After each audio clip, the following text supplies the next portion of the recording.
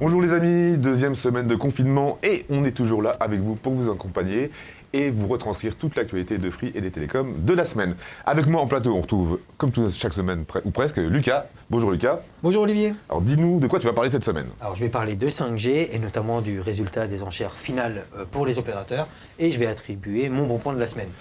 Ok, merci beaucoup. J'ai à côté de moi aussi Dimitri. Vas-y, dis-nous tout. Bonjour. Dimitri. Alors je ne fais pas être original, je vais aussi parler de 5G, donc d'un observatoire qui va être lancé par l'ARCEP et du chiffre de la semaine. Ok, merci beaucoup. Et évidemment Max qui est avec nous à Paris. Bonjour Max. Bonjour Olivier, bonjour à toute l'équipe. Tu vas nous parler de quoi? Alors, je vais vous parler des confessions intimes de Stéphane Richard, patron d'Orange, quant à une éventuelle mutualisation de son réseau avec Free, sur la 5G, bien entendu. Ok, et puis d'autres choses également. On verra ça tout à l'heure. Donc on enchaîne tout de suite avec notre gros dos. Vous l'avez compris, on va parler de 5G. Les enchères finales sont terminées. Alors ça concernait quoi cette fois-ci? Ça concernait le positionnement et effectivement, on a eu droit au clap de fin de la part de l'ARCEP mercredi soir. Puisque c'est bon, ça y est, chaque opérateur connaît désormais sa place sur la bande 3,5 GHz allouée à la 5G. Les résultats de ces enchères, vous allez les voir maintenant. Voilà, donc comme vous pouvez le voir, SFR et Orange sont tous deux situés en bout de spectre. Alors cette position, elle les expose notamment à plus d'interférences avec pour l'opérateur au carré rouge une proximité avec la boucle locale radio et pour Orange une proximité avec les stations terriennes satellites. Et pour ce qui est de Bouygues et de Free Mobile, ils se retrouvent tous deux au centre de la bande et c'est une position qui n'est pas vraiment le fruit du hasard puisque Free a déboursé plus de 3 millions d'euros pour se tenir aux côtés d'Orange. Cette place, Stéphane Richard l'a affirmé, elle permettra une mutualisation, elle optimiserait une mutualisation des réseaux des deux opérateurs qui sont très favorables à cet accord. Les enchères se sont tenues le 20 octobre dernier et l'ARCEP délivrera les autorisations le 18 novembre prochain. Orange a déjà annoncé qu'il allumerait son réseau le jour même et que ses abonnés à ses récentes offres 5G pourront en profiter. Les autres opérateurs devraient suivre dans la foulée. Voilà, justement, tu me parlais de mutualisation. Et donc Max, on en sait un petit peu plus, puisque Stéphane Richard fait de l'œil à Xavier Niel. Oui et non, vous savez, l'amour dans un couple, c'est pas facile. Et bien chez les opérateurs, c'est pareil, surtout quand il s'agit d'une relation dominée, vous allez comprendre pourquoi. On a parlé d'une relation amoureuse. Cela. Alors, est-ce que le numéro 1 du mobile, Orange, va s'unir au dernier entrant sur le marché Free, donc sur la 5G, par les liens de la mutualisation? Alors, c'est la grande question. Eh bien, c'est pas fait. Il n'y a pas eu de rencard pour l'instant. Stéphane Richard l'a annoncé ce matin. Il n'y a aucune discussion ouverte pour le moment avec Free sur la 5G. Il l'a ajouté, c'est compliqué. Il faut définir des conditions. Alors, Orange, bien entendu, l'a annoncé le mois dernier. Il est ouvert un éventuel accord de mutualisation, de partage des réseaux avec Free, mais il tente une première approche en imposant une condition fondamentale selon le patron d'Orange, qui est de ne pas être, de conserver son avantage sur Free en matière de qualité de réseau et donc de garder cet avantage-là pour ses abonnés.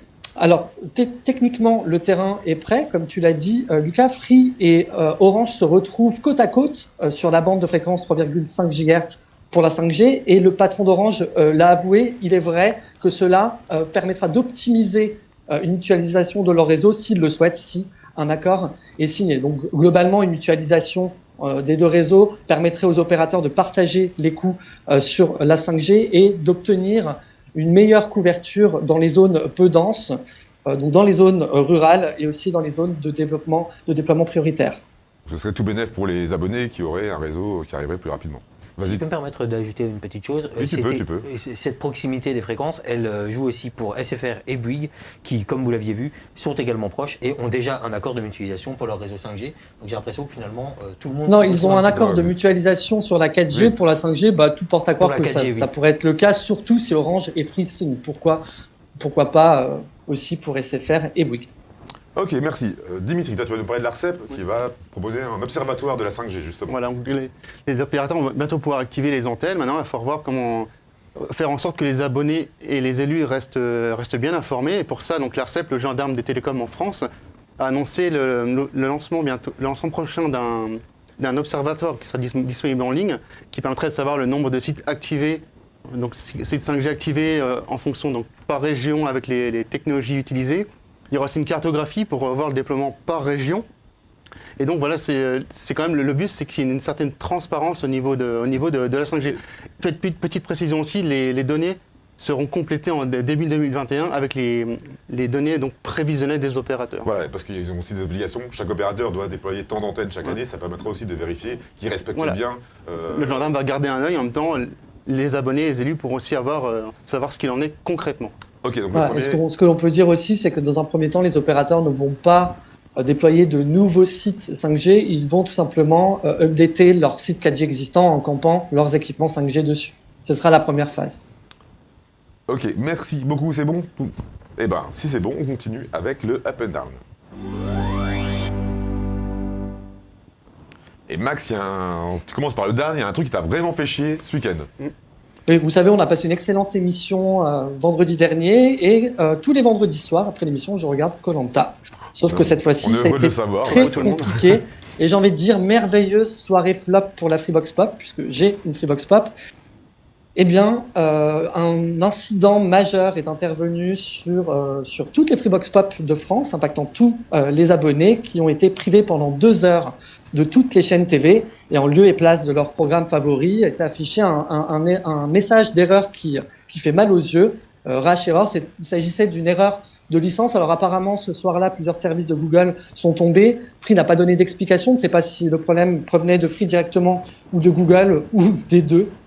En tout cas, je vais quand même lever mon pouce pour Molotov qui m'a permis de passer une bonne soirée. En tout cas, pour les autres, ils ont pu retrouver leur chaîne télé aux alentours de 22h45, 23h pour la deuxième partie de soirée. Donc t'as pu voir Koh-Lanta. Rassure-nous. J'ai pu voir Koh-Lanta. Ah bon, ouf. On continue avec le Up et ça va concerner la même chose. Cette même panne. Donc Max, je comprends bien que tu te sois bien agacé vendredi dernier, mais rassure-toi, Free te présente toutes ses excuses et ce n'est même pas tout, puisque l'opérateur a envoyé un mail à ses abonnés impactés par cette panne, donc en faisant son mea culpa évidemment. Il est en train de l'envoyer, donc tout le monde l'a pas encore reçu. Il est en train de l'envoyer effectivement, mais il fait son mea culpa et il offre en cadeau un film avec Alain Chabat nommé #Je suis là. Disponible sur Filmo TV à la location. Cette offre, elle est valable jusqu'au 20 novembre prochain. Et il a évidemment affirmé dans son mail que toutes ses équipes travaillaient pour que ce bug que tous les abonnés Freebox Pop ont subi ne se reproduise plus. Ok, bah justement, on a posé la question. Oui, Max? Le vrai cadeau serait que la panne ne se reproduise pas ce soir. Voilà, croise les doigts pour toi. Justement, on sait que c'est un nouveau service Oki et que ça fait partie intégrante de la stratégie de la Freebox Pop. On a posé cette question à Xavier Niel qui nous explique un petit peu la façon dont il a mis en place une équipe qui travaille spécifiquement sur Oki. Tout ça, c'est nouveau. En tout cas, on l'écoute et il va nous expliquer aussi qu'il y aura 2-3 nouveautés sur la Freebox Pop qui vont arriver. La star de la journée, c'est la Freebox Pop. J'ai cru voir sur l'écran de présentation ce matin, sur la droite, sur la première vidéo, une Freebox Pop ton rose. Est-ce que vous comptez... une déformation de l'écran. Je vois que ça. C'est peut-être ma vue, mais est-ce que vous comptez lancer d'autres coloris? Alors, il y a un truc chez Free, et vous le savez, que l'on ne fait pas, c'est de préannoncer des choses. Maintenant, on est comme vous, on aime les couleurs, donc on a des idées originales. Ce qui est génial avec cette Freebox Pop, et c'était vraiment un souhait d'entrée, c'était de se dire comment on est capable de vous faire un grand nombre d'annonces au travers de cette Freebox. Et des annonces structurantes et des annonces non structurantes. Aujourd'hui, bien sûr, au moment du lancement, on a plein d'annonces. Mais au-delà de ça, grâce à Oki notamment, ça nous permet de lancer énormément de choses dans les semaines et dans les mois qui viennent. Énormément d'annonces. Alors, je ne vais pas vous les préannoncer parce qu'après, ça va être comme le Dolby Atmos. Dans 6 mois, vous allez dire, tu nous as dit qu'il y aurait ça et il n'y a pas. Donc, je vais faire gaffe. Mais on a... Et je vous l'ai dit tout à l'heure, on a changé un certain nombre de choses. C'est-à-dire qu'il y a 2 ans ou 2 ans et demi, on s'est dit, OK, l'équipe Freebox, si on la fait grossir, elle va être moins innovante. Donc, il faut qu'on soit capable de créer des équipes indépendantes sur des sujets importants.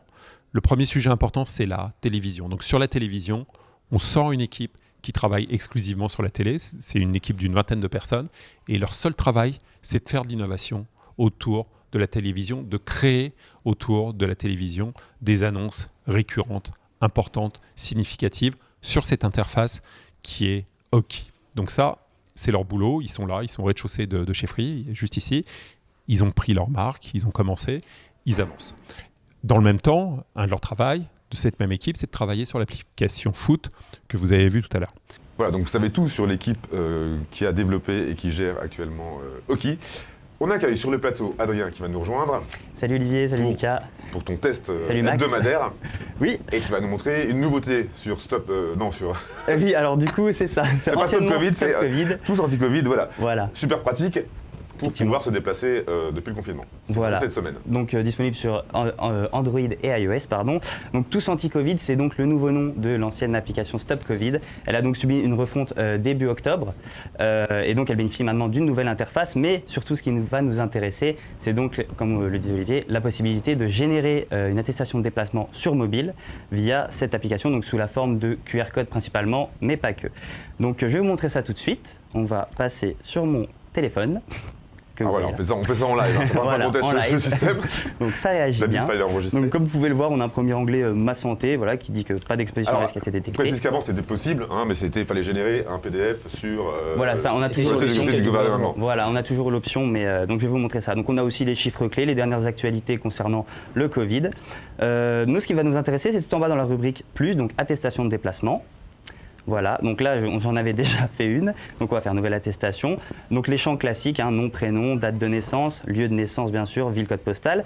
Nous on doit dire donc surtout on va... Alors on précise, tout reste enregistré, c'est-à-dire une fois que vous avez rentré toutes vos informations, contrairement à ce qui se passait auparavant, alors, là tout reste enregistré. On peut le choisir, je vais y venir, là donc je vais choisir la date, donc voilà, ok, l'heure, ok. Donc le motif, j'ai mis activité professionnelle, hein, juste en dessous, vous avez la liste, voilà, comme vous pouvez le voir à l'écran. Et donc on le voit. Donc moi j'ai déjà cliqué. Il suffira de cocher dessus. Voilà, il suffira de cliquer. Et donc voilà, comme vous le voyez en bas, sauvegarder mes données, donc on peut cocher ou décocher. Moi j'ai laissé cocher parce que comme vous l'avez vu, tout est pré-rempli. Donc voilà, ensuite en haut à droite de l'écran, il suffira de faire générer, donc je certifie. Et voilà, donc il y a l'ancien QR code juste en dessous, mais on a la nouvelle attestation, là, le nouveau QR code que vous pouvez voir. Il y a donc la date. Ça prend 3 secondes à partir du moment où... Oui, c'est très rapide. À partir du moment où tout est enregistré, ça prend 3 secondes. Voilà, c'est très rapide, c'est pratique, et voilà, c'est très vite fait. Hein, à noter que ces attestations et ces QR codes-là sont conservés, alors sont valides seulement 1 heure, et sont conservés 24 heures avant d'être supprimés automatiquement. De même, pour les données sauvegardées via l'option que tu as indiquée, oui. Elles sont, tout est indiqué dans l'application, mais elles sont conservées uniquement localement et vous pouvez à tout moment les supprimer depuis les paramètres de l'application. Et comme je disais aussi, comme en parlait Olivier, on peut toujours, en dessous des QR codes, on a un lien qui nous dit site web attestation, donc ça nous ramène sur le site du gouvernement si on veut l'attestation en format PDF. Précise, on peut la télécharger sans activer Stop Covid, on peut quand même utiliser cette fonctionnalité. Voilà. Merci Dimitri, Adrien. Pas de souci. Donc on peut que vous conseiller, hein. Nous on l'a tous installé parce que vu que socialement on se rencontre notamment pour l'émission. Il faut se déplacer pour venir, donc on prend nos attestations et on utilise et on active Stop Covid. Voilà. On va repasser à l'actu free parce qu'il y en a eu pas mal cette semaine et c'est Max qui va nous en parler avec l'info à toute vitesse.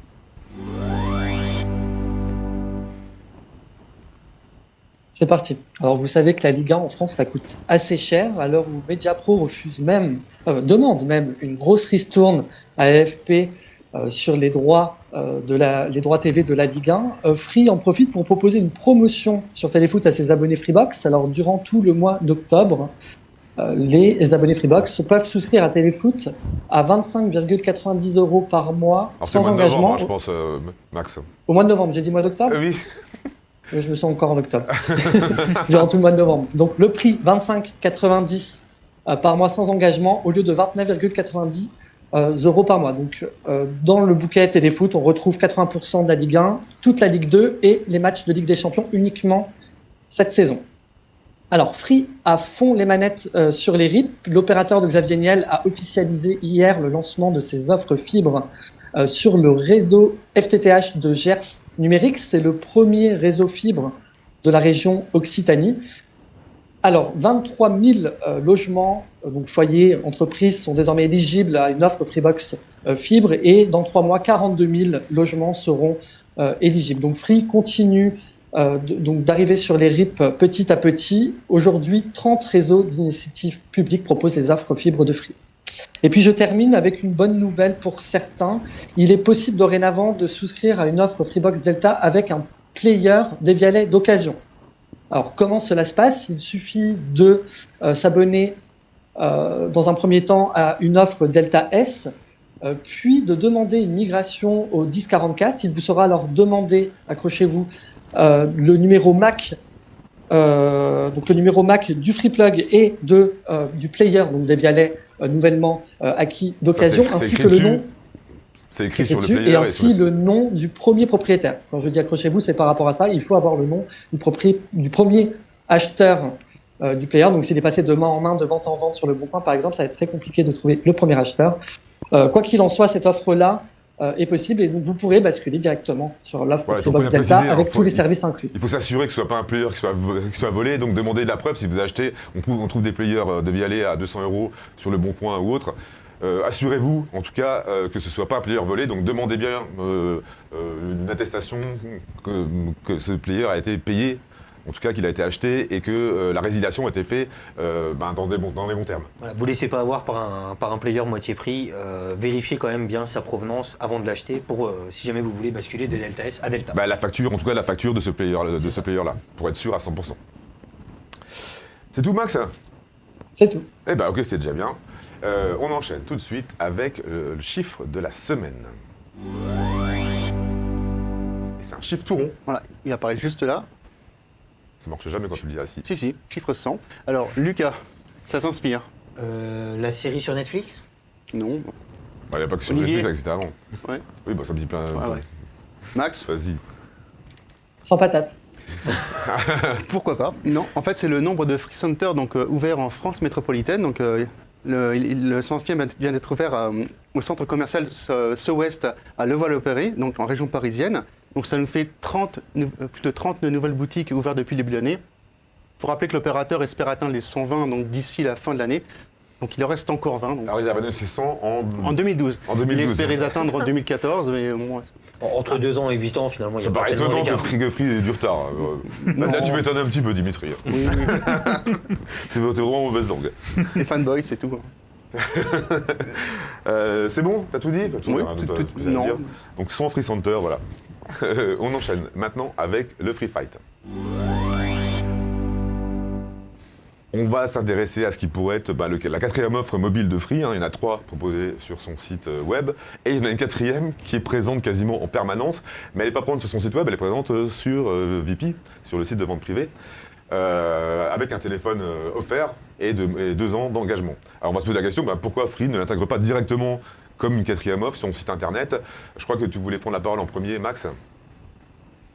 Oui, alors effectivement, il y a eu environ 5 ventes privées mobiles lancées par Free depuis un peu plus d'un mois. Donc on est pratiquement sur une nouvelle vente privée par semaine. Il y en a une qui a été lancée ce soir même. Alors c'est une très bonne question. Alors moi j'ai un sentiment, c'est que je pense que Free temporise un petit peu.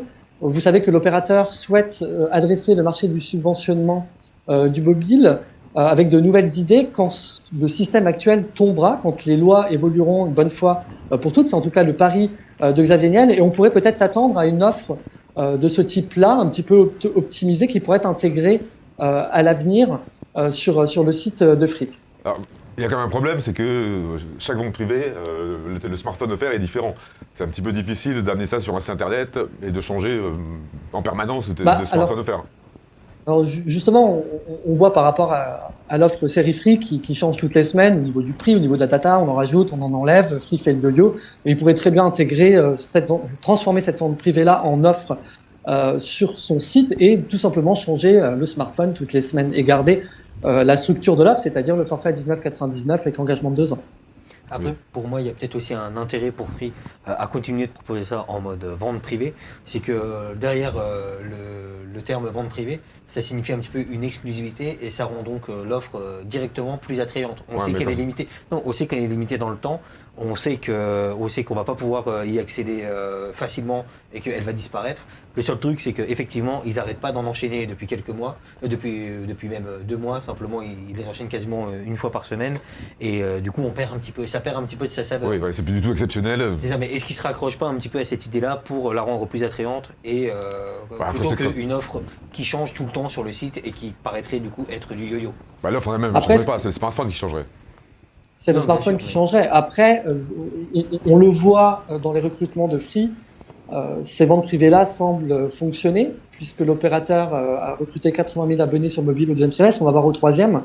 Donc je pense que cette stratégie-là de vente privée avec un téléphone, un smartphone offert, porte ses fruits. Alors ça fait pas tout, mais si Free les enchaîne à Oui, outrance, clairement. c'est que ça fonctionne. Oui. C'est Comment il l'aurait arrêté depuis longtemps. Et du coup, oui, justement, c'est peut-être pour ça qu'ils conservent encore cet aspect VP. Mais ce serait plus simple uniquement. pour tout le monde, parce que si on n'est pas au courant, on ne sait pas forcément qu'on peut aller sur VP pour profiter de l'offre. Ils avaient C'est ça, et on le voit, on reçoit beaucoup de mails de futurs abonnés qui nous disent on est intéressé, comment on s'inscrit sur VP. Tout le monde ne connaît pas forcément VP, et pour les novices, c'est compliqué de souscrire un forfait téléphonique sur un site d'e-commerce. Certains ne comprennent pas pourquoi on ne peut pas le faire directement sur le site de Free, donc ça pourrait être Pour facilitant. rappel, il faut quand même s'abonner sur VP, il faut s'inscrire sur VP pour pouvoir profiter de l'offre. Après, il y a un autre aspect, c'est que c'est une offre avec engagement. Free a toujours été associé au sans engagement. Du coup, c'est peut-être pour le petit aussi le temps de laisser à part ce type d'offre en fait qui ne passe avec un engagement. C'est vrai qu'une offre avec engagement pourrait détonner un petit peu parmi les trois autres, à côté des trois autres forfaits Parce Free. que sinon, ça n'a pas sens. Si on voit que ça marche bien, pourquoi du coup pas l'intégrer? Il y a peut-être cet aspect-là aussi. Après, Free a changé pas mal de choses. Vous savez qu'il y a des engagements qui sont sur les offres Freebox. Le forfait série Free sur le mobile, c'est un tarif promotionnel pendant un an, puis une bascule vers le forfait 100 gigas. Je pense pas que l'engagement fasse peur s'il y a un smartphone de fer. Oui, surtout il y aurait deux offres. Il y aurait l'offre sans téléphone, sans engagement, et avec téléphone, avec engagement. Donc les gens auraient toujours le choix entre les deux. C'est peut-être le côté différent, peut-être le côté laboratoire, comme tu disais Max. En fait, le fait de garder ça à part. Voilà, on verra bien en tout cas s'il l'intègre dans et ce sera vraiment la 4e offre mobile de Free, c'est intégré sur son site. Et qu'il ait surtout des smartphones reconditionnés, comme je l'ai proposé. On verra ça. Mais là, à l'heure où on enregistre, on n'a pas vu la nouvelle vente privée, mais peut-être que ce sera le cas. En tout cas, on l'a proposé. C'est ton idée. Voilà, c'est terminé pour nous ce soir, à moins que vous ayez quelque chose à dire de plus, non, rien. Bon, voilà, donc c'est terminé pour ce soir. Pour Totalement Free, on se retrouve vendredi prochain, bien sûr, sur Univers Freebox tous les jours, et dimanche pour UFAQ, on va répondre à toutes vos questions. Voilà, c'est tout pour nous. On vous souhaite un bon week-end. Ciao. Ciao.